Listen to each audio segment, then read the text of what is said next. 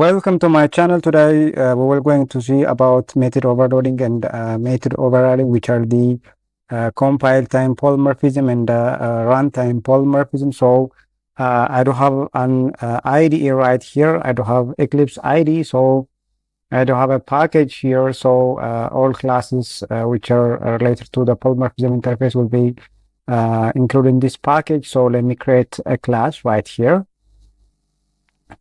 Okay, so let me give it a name, method.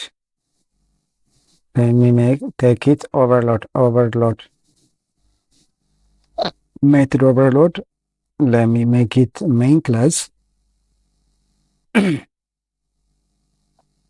Okay, as you have seen in the theoretical period, method overloading is the compile time polymorphism. So right here we don't have a public access modifier, we don't have a class keyword, and we don't have a class name. So I will going to define two methods right here.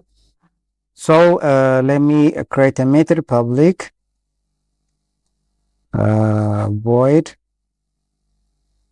Let me make it sum int a int b. We're going to access two arguments.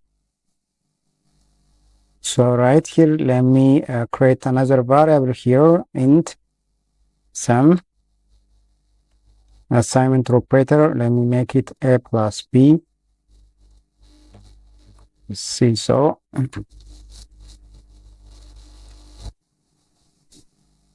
the sum is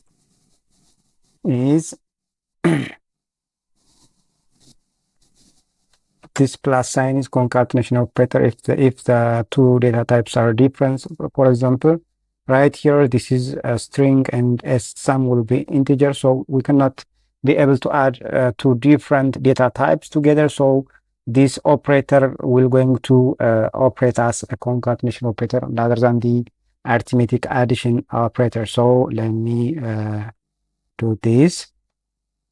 So as you have seen, method overloading means having different methods having the same name, but at least one method signature should have to be different.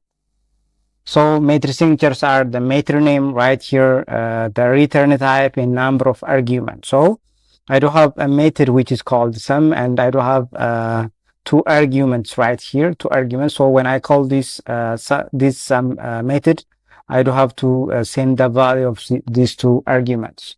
So let me create another additional method right here with the same name, public void.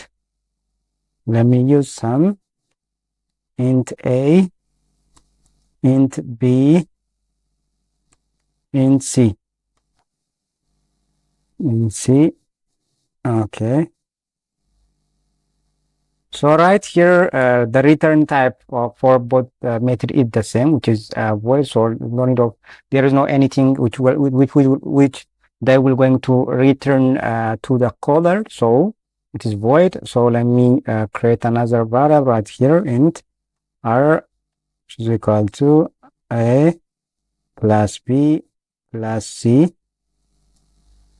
So it's a short form, then press Ctrl plus space, and it will going to finish the rest lines. So right here the sum is, then I will going to use the concatenation operator right here and r. So I don't have two methods right here. I don't have two methods. So let me create an object right here. Let me create an object right here. So first I will going to use the class name right here. I don't have a class name here. Let me take x1. This is the object name, new method overload. Okay, I'm just invoking the constructor, in which I didn't define the constructor right here. I don't have a constructor right here. I don't have a constructor, so it's just using the default constructor without having any parameters. So this one is, so x1 dot sum. Right here I do have two options right here. If I click the first one, if I choose this one, I'm expected to send the value for 2 arguments. If I choose this one, I will going to send 3 values. So let me click the first one. Let me click the first one. So it's just expecting 2 values. Let me 767, 78, and I can call the second method x1. Then I will going to write some here. It expects 3 values: 65, 56, 89. So I can run right now. I can run it right now. So run as Java application.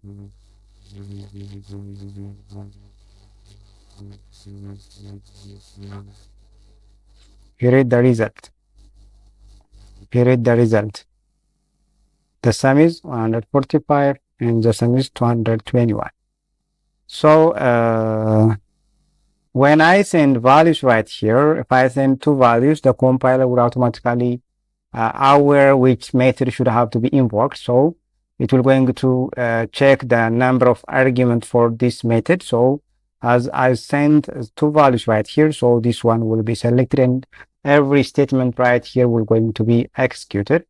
When I send 3 variables, 3 values right here, it will going to invoke this method and every statement right here will be executed. This is all about method overriding.